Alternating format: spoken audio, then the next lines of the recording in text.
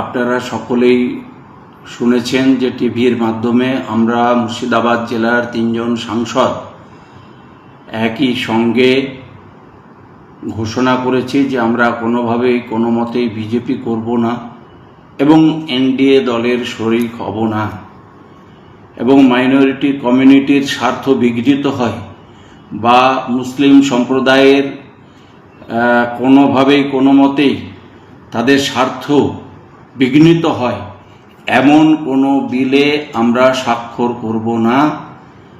এ ব্যাপারে আমরা আমাদের অবস্থান গতকাল স্পষ্ট করেছি, আপনারা সকলে অবগত আছেন।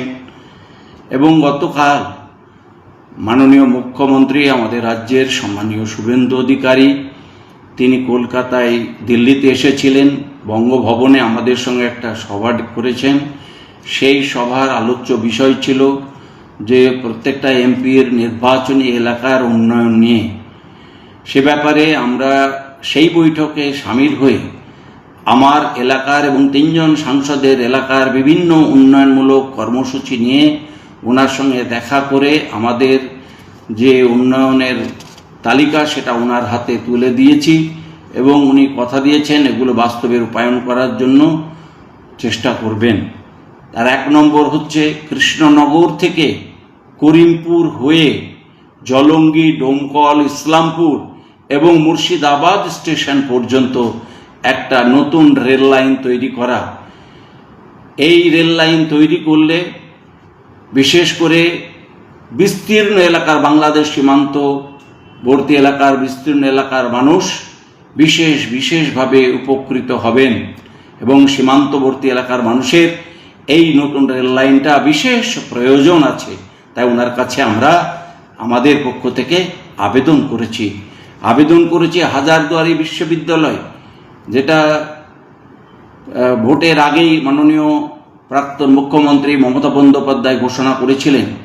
সেই বিশ্ববিদ্যালয়টা যেন ঝুলে না থাকে, দ্রুততার সঙ্গে সেটা কমপ্লিট হয় এবং সাথে সাথে হাজারদুয়ারি বিশ্ববিদ্যালয়ের নামকরণ পরিবর্তন করে অন্ততপক্ষে নববাংলার সে স্বাধীন নবাব সিরাজদৌল্লার নামে সেই ইউনিভার্সিটিটা যেন করা হয়, তার জন্য ওনার কাছে আমরা আবেদন করেছি ডোমকল সাব ডিভিশন হসপিটাল এবং লালবাগ সাব ডিভিশন হসপিটাল, এই দুটো সাব ডিভিশন হসপিটালকে আরও উন্নত করা হোক, উন্নত চিকিৎসা পরিষেবার জন্য প্রয়োজনীয় ব্যবস্থা করা হোক এবং আমার ব্লক হসপিটালগুলো যেমন করিমপুর, জলঙ্গি, সাদিখানদিয়ার, রানীনগর, ইসলামপুর, হরিহরপাড়া, আমতলা এই হসপিটালগুলোকে, গ্রামীণ যে ব্লক হসপিটাল আছে এই হসপিটালকে আরও উন্নত করা এবং আরও 25টা করে বেড বাড়ানোর প্রয়োজনীয় ব্যবস্থা করা হোক এবং সেই হসপিটালগুলো যাতে মিনিমাম অপারেশন সিজারগুলো হয় সেই জন্য প্রয়োজনীয় অনুরোধ আমরা রেখেছি। আমরা মাননীয় মুখ্যমন্ত্রীর কাছে পেঁয়াজ সংরক্ষণ কেন্দ্র অন্তত মুর্শিদাবাদ জেলায় কয়েকটি হোক এবং মুর্শিদাবাদ জেলার পেঁয়াজ চাষিরা যাতে পেঁয়াজ ওঠার সময় কম দামে পেঁয়াজ না করে পেঁয়াজ সংরক্ষণ করে বেশি দামে বিক্রি করতে পারে, সেই জন্য চাষিদের স্বার্থে পেঁয়াজ সংরক্ষণ কেন্দ্র করবার জন্য আমরা তার কাছে অনুরোধ করেছি। এবং সাথে সাথে দিল্লির আমাদের যে ডিপার্টমেন্ট আছে কনসার্ন, তাদের কাছেও এ ব্যাপারে প্রয়োজনীয় দৃষ্টিপাত করবার জন্য মাননীয় মুখ্যমন্ত্রীর কাছেও আমরা লিখিত আকারে দিয়েছি। উনিও কথা দিয়েছেন যে আমরা দিল্লির সঙ্গে কথা বলে প্রয়োজনীয় ব্যবস্থা উনি করবেন। এবং সাথে সাথে জলজীবন মিশনের কাজটা আরও উন্নত করা এবং ত্বরান্বিত করা, কারণ দীর্ঘদিন এই কাজটা বন্ধ হয়ে আছে। প্রত্যেকটা বাড়িতে হাউস টু হাউস যাতে বিশুদ্ধ পানীয় জল, নলবাহিত পানীয় জল পৌঁছে যায় সেই জন্য প্রয়োজনীয় ব্যবস্থা গ্রহণের জন্য ওনার কাছে আবেদন করেছি। সাথে সাথে বহরমপুর মেডিকেল কলেজ, সেই মেডিকেল কলেজে আধুনিক যে চিকিৎসা পরিষেবা যাতে মানুষ পায় এবং একটা পূর্ণাঙ্গ মেডিকেল কলেজ, কলকাতা মেডিকেল কলেজগুলোর মতো বহরমপুর মেডিকেল কলেজকে পূর্ণাঙ্গ মেডিকেল কলেজে রূপান্তরিত করবার জন্য আমরা অনুরোধ রেখেছি, যাতে মুর্শিদাবাদ জেলার সমস্ত মানুষ, প্রত্যেকটা রোগী চিকিৎসার জন্য কলকাতায় না যেতে হয়, সমস্ত ফেসিলিটি আধুনিক পরিষেবা যেন বহরমপুর মেডিকেল কলেজে পায়। এবং গঙ্গা এবং পদ্মার ভাঙন প্রতিরোধে স্থায়ী ব্যবস্থা গ্রহণ করবার জন্য আমরা আবেদন করেছি। বহরমপুর বিশ্ববিদ্যালয়কে পূর্ণাঙ্গ বিশ্ববিদ্যালয় এবং সাথে সাথে সমস্ত বিভাগ চালু করা, সাথে সাথে সমস্ত ছাত্রছাত্রীদের যারা থাকতে চায় তাদের আবাসনের অন্ততপক্ষে হোস্টেলের ব্যবস্থা করার জন্য আমরা অনুরোধ রেখেছি।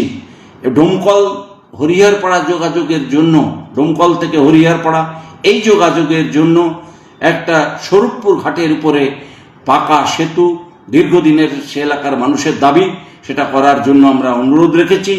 ডোমকল এবং জলঙ্গির মধ্যে বক্সিপুর ঘাটের উপরে একটা পাকা সেতু নির্মাণের জন্য দীর্ঘদিনের দাবি, সেটা পূরণের জন্য আমরা ওনাকে অনুরোধ রেখেছি। এবং সাথে সাথে সীমান্তবর্তী এলাকা কৃষকদের স্বার্থে বিএসএফের হয়রানি যাতে না হয় সেই জন্য আমরা ওনার কাছে আবেদন রেখেছি যে মুর্শিদাবাদ তথা বাংলার পাট চাষিদের স্বার্থে আজকে পাটের দাম মাত্র 7,000 টাকা।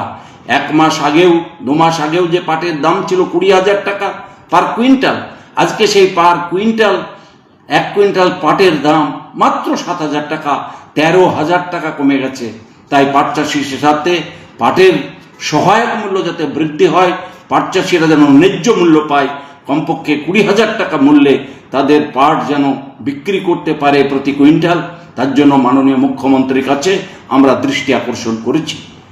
এই সমস্ত বিষয়গুলো নিয়েই গতকাল মুখ্যমন্ত্রী শুভেন্দু অধিকারীর সঙ্গে আমরা বিস্তারিত আলোচনা করেছি এবং সেগুলো উনি কথা দিয়েছেন যে খুব শীঘ্রই এই কাজগুলো কমপ্লিট হবে। এ বিষয়ে আপনাদের অবগতির জন্য আমরা এই ভিডিওর মাধ্যমে আপনাদেরকে জানালাম।